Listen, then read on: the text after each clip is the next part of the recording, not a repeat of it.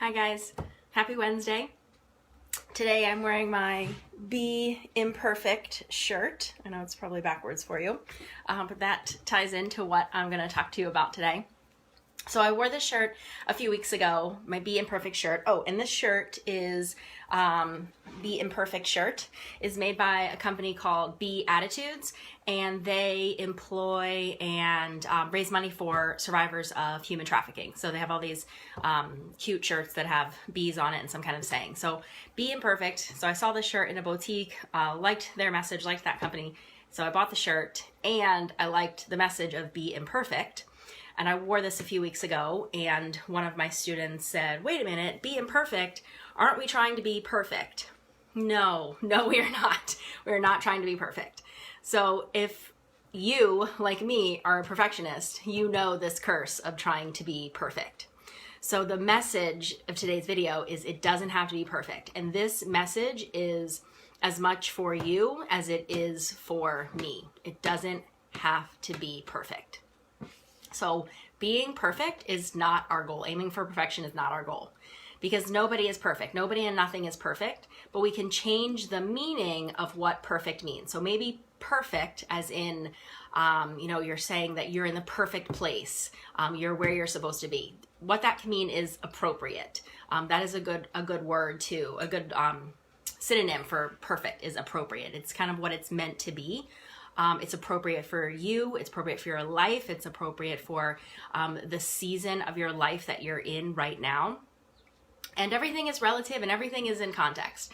What's perfect and right for me at this time in my life is not what's perfect, right, appropriate for you, or what's going to be perfect, right, and appropriate for me in another time of my life. So perfect for right now could just mean what's appropriate. So knowing that you're exactly where you are supposed to be, you are not broken, you do not need to be fixed, and that lets us go of that. That lets us let go of that idea of striving for perfection, which is a really unrealistic goal. And if you, like me, are a perfectionist, you know this. If you live with or love a perfectionist, you know that this is hard on everybody. So this is not a goal that I want you to strive for. It's not to be perfect. So we are all trying to make progress, though. We can work to be better. So acknowledging that we're imperfect does not mean that we become complacent. Because remember, there's no status quo in nature. You're either growing or dying. That's it. So we are all growing, we're ascending, we're up-leveling, we're improving. Whatever you want to call it, that is the direction. We are moving up, we are raising up. That's the direction we want to go in. Towards whatever it is that we're moving towards, whatever goal that we have for ourselves, or whatever our destination is, whatever we believe, whatever we want, whatever we're striving for. I did that post a few weeks ago. The Achor said happiness, I don't remember the entire quote, but happiness is striving for that ideal of yourself. And we hear this with people who say they've won a medal in the Olympics, or they finished that marathon, or they've finished that PhD degree, they finished that course, whatever they were striving for. That can be immediately followed with depression, because now what? Now they don't have that striving anymore. So it's the striving, it's the pursuit that is where we find happiness and fulfillment of moving towards this ideal, moving towards whatever it is we're going after. And we are moving in mind, body, spirit, energy, in all of these fields. And this is where we have to bring in that idea of it doesn't have to be perfect, because we can get really caught up in what is the best plan, what is the best way, what's the best diet, what's the best routine, what is the best method to do X, Y, and Z. The best plan is the one that you're going to stick to. So whatever it is that you're going to follow, whatever resonates with you, and whatever you can commit to, that is the best plan. So stop searching for the perfect plan. Stop searching for the perfect diet, the perfect workout. Just do what you can do right now. That's the most important part. And it's this idea of deliberate practice. So the deliberate practice, what really sets that apart is that it requires focused attention. So this is something that takes all of your attention, not watching TV while you're doing it, not playing on your phone while you're doing it, which is why we want to focus on our meals, why it drives me crazy that there's TVs in gyms, not multitasking, not working while we're eating, not being on our phones when we're with somebody, all these things that are pulling us in different directions. That takes us away from the idea of deliberate practice, which requires focused attention. And a really good example of that is meditation. So meditation is a time of deliberate practice that spills out into the rest of our day as just a general sense of mindfulness and presence. Just as exercise or working out, that is our deliberate time for fitness that spills out into the rest of our life as healthy lifestyle. So we need that deliberate time on our mat or in the gym where we are cultivating these skills that spill out into the rest of our life. Deliberate practice also has a goal of improving, and that's what we've been talking about. So knowing the goal in mind helps you to plan out what it is that you're doing in your time of deliberate practice. So if, for example, you are trying to become more calm and centered throughout your day, you're going to choose breathing practices and yoga practices that are going to support that goal. So making sure that the deliberate practice is moving toward the goal that you want to achieve. And you need to also be fully absorbed in your practice. And while being fully absorbed, we can't just, like a switch, turn it on, we're absorbed. But we take those steps so that we become absorbed. And letting go of distractions, having that focused attention is a step that leads us to being fully absorbed in our deliberate practice. And fully absorbed, this feeling when you experience it, where you lose track of time and you are just so caught up in what you are doing. The opposite of that is when you are at a workout or you're working out and you just keep checking the clock. What time is it? When is this over? How much longer do we have? That is not being fully absorbed. Anything that you're doing that is really enjoyable, you'll be fully absorbed. You will not be checking the clock. You will not be looking at your watch. You will have no concept of what time it is, and that is being fully absorbed. And that happens a lot when we're having fun and being social. We're not checking our watch when we're out with friends or maybe going for a hike or doing anything that we enjoy, doing a hobby that we get really immersed in. And we can find that same joy, that same absorption in a practice that we really like or an exercise routine that we really like. And in order to help find that sense of being fully absorbed, it also helps to have intrinsic motivation. So I talk a lot about motivation in a lot of blog posts and videos, because this comes back to mindset, which is the most important thing.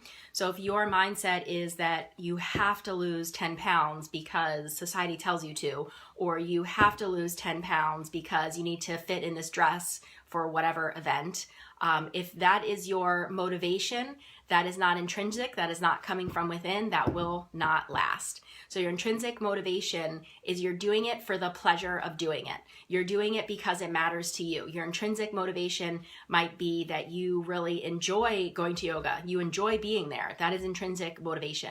Your motivation might also be you want to get off these medications, or you just don't feel good in your body anymore and you want to lose weight or have more energy. But it's not about what somebody else tells you you should be doing. And it's not this really surface level goal of you've got to look good in this dress for this occasion, because that's fleeting, that's going to pass. So being really clear on what matters to you will help you to find that intrinsic motivation. So this is knowing your why and getting your head right, getting your mindset, knowing why you're doing something.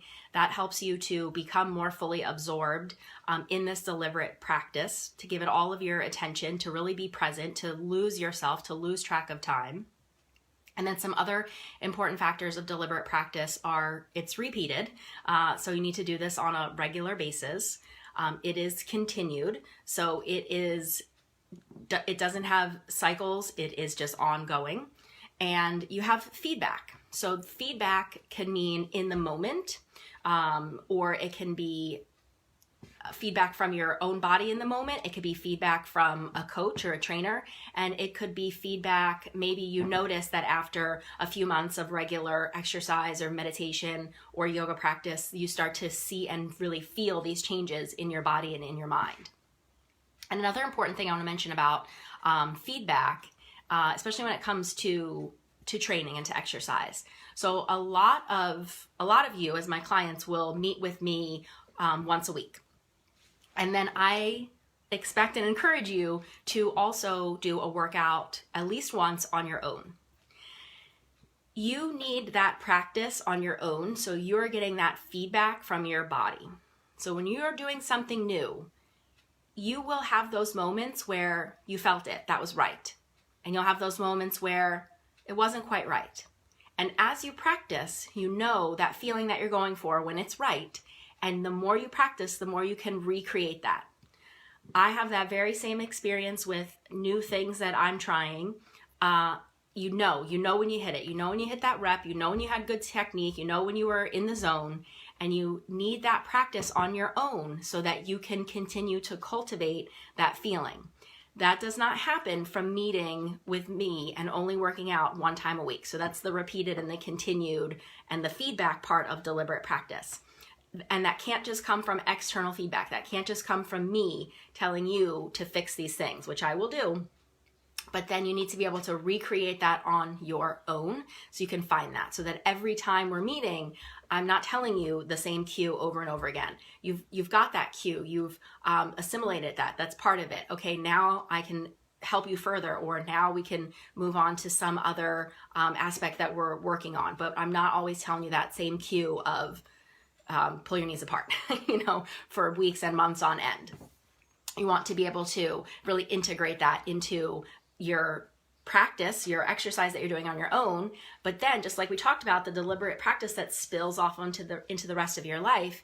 If you have knee pain and I'm coaching you to constantly pull your knees apart and all the exercises, you want to assimilate that into what you're doing in your exercises so that when you're not thinking about it, it spills off into the movements that you're making all day long so that your knee doesn't hurt, so that knee pain goes away, or that knee pain doesn't get worse. And you can use this as an example in anything in your body where it is a result of, poor posture or poor movements. You need to incorporate that into your body on a level that you're not thinking about it all day long, but you're doing it all day long. And that takes practice. So this is also true for nutrition and diet. So the work has to be consistent. And again, you've got to be intrinsically motivated. If you are skipping, foods that you love, or you're eating things that you don't like for this motivation, this goal that's very external to you, that really doesn't matter to you, it's going to be really hard to stick with it. But your nutrition, just like your exercise, if you are intrinsically motivated, you're going to keep on that path. I love the quote by Gretchen Rubin: what we do every day matters more than what we do once in a while. So if everything is in context, so if you are eating well, whatever you want to call that, every day, and on the weekend you go out for pizza, no big deal. But if you're eating every day, it's pizza and burgers and going out for lunch, and then one day you decide to go on a cleanse or do a juice fast or whatever, that's not going to make a difference because your overall diet is an unhealthy one. So what you do every day matters more than what you do every once in a while. So same thing with exercise. If you're in a good routine of working out, it's not going to matter if you go away for a weekend and you can't go to the gym or you're off your normal nutrition habits. You still have that background, that foundation of eating healthy and exercising all the time. So that weekend or those couple of days where you're out of that routine, that's not what makes or breaks you. It's what you do all the time. All right, and this is where we come to, okay, what does this mean about it doesn't have to be perfect? Your nutrition does not have to be perfect. It has to be right and appropriate for where you are at this point in your life and needs to support your goals. And if that includes having pizza on the weekend, then that includes having pizza on the weekend. Keep in perspective what it is that you want out of life. Do you really want to be size whatever or lose whatever pounds because that's what society tells you that you need to be, if it means that you're sacrificing a glass of wine or going out to dinner or having a slice of cake? Maybe there's a balance in between where you can, again, most of the time, eat very well, eat very healthy, eat in a way that supports your body, supports what you're doing, and then you can still enjoy those things that you love. Again, keeping it in context where that is what's happening every once in a while. And maybe you're at this happy place where, okay, you're exercising, you're at a good weight that you can maintain, and you're still living life. So that is what it means that your nutrition doesn't have to be quote unquote perfect, because that could be a really sad place to live if you're constantly turning down every pleasurable food because it doesn't support a weight loss goal.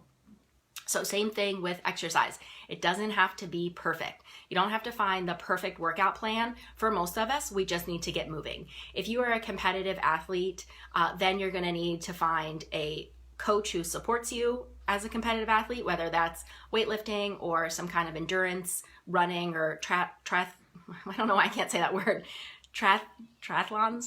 Okay, you need a coach that can support you and give you that plan that can help you to accomplish that goal. But for most of us, we're not competitive athletes. Our competition, our sport of choice is life, and we just need to get moving. So that does not have to be some perfect plan. It just needs to be movement. You just need to make something happen. So let go of the idea that everything has to be perfect. And that will also help you when you have those days where, as one of my clients says, you go off the grid. So you go off the grid with your nutrition or your exercise.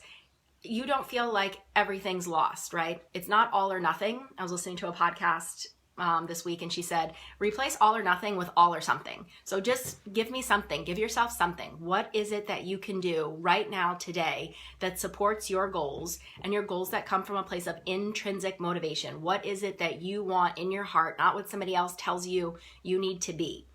Can you go for a walk? It's beautiful today. Can you go outside for a walk? Can you drink more water? Can you take your water bottle with you? Can you go buy a water bottle? Can you do some yoga? And yoga does not need to be an hour practice. Yes, our classes are an hour, but if you're having a practice on your own at home, you do not have to spend an hour on your mat. Maybe you have 10 minutes, 20, 30, whatever. That's great. Go for it. Can you incorporate some meditation in there? Meditation may look like 1 minute or 90 seconds of breathing. I have a video on my YouTube of alternate nostril breathing, Nadi Shodhana. This is a great practice to start with, not even to start with, but a regular breath practice, because it is so balancing. If you don't know what practice you need, do I need to be up? Do I need to be down? This just balances you out. It's equal parts invigorating and relaxing, and it's very cleansing. So Nadi Shodhana, alternate nostril breathing, great breath practice. I do it for 90 seconds every day before my meditation. So maybe you're doing 10 minutes of yoga and you're ending with 90 seconds of this pranayama, this breath practice, to get your day going or to wrap up your day before you go to bed. Can you make a healthy choice for lunch today? Can you order a salad? Can you meal prep some food tonight so that you have some healthy lunches for the rest of the week? What can you do right now today? And then you just keep doing that over and over again for the rest of your life. And I know that is not sexy, that is not catchy, that is not clickbait, but that's the truth. That's what it is. And things can get a little repetitive. You know, once we find what works for us, we're going to keep doing it. And when we need to shake it up, we try new things, we take a rest. But we just find that consistency, and that's what leads us to our goals. And that's why we want to find something that we enjoy. The thing we're doing over and over again, we want to enjoy it. So if you are looking to let go of this habit or this tendency of perfectionism, it definitely does take some work, and yoga practice can absolutely help you and support you in that. And I have my yoga classes at the Meta Center in Burke all week long. And this weekend on Sunday, I'm holding a pranayama workshop. So if you want to learn more about the alternate nostril breathing and some other breathing techniques that you can incorporate into your day, and also learning how the breath leads into meditation, this will be a great way to explore some of those options. So there will be a little bit of movement, but it will be mostly a breath and meditation based class. And so that is this Sunday at the Meta Center in Burke. So I'll put a link in the comments so you can sign up for that. It's from 1 to 2:30. And if you have questions about yoga or breathing or anything that I talked about today about letting go of perfectionism, letting go of the idea that something has to be perfect. If that's a new concept for you, I would love to talk more about that. Or intrinsic motivation. How do you find that? How do you find your intrinsic motivation? I would love to talk more about discovering what that is for you so that you do have the motivation, you have the mindset so that you can go forward and achieve your goals. So leave me a comment or send me a message anytime, and I hope to see you in yoga or this Sunday in the pranayama workshop at the Meta Center in Burke. Okay, thanks. Bye.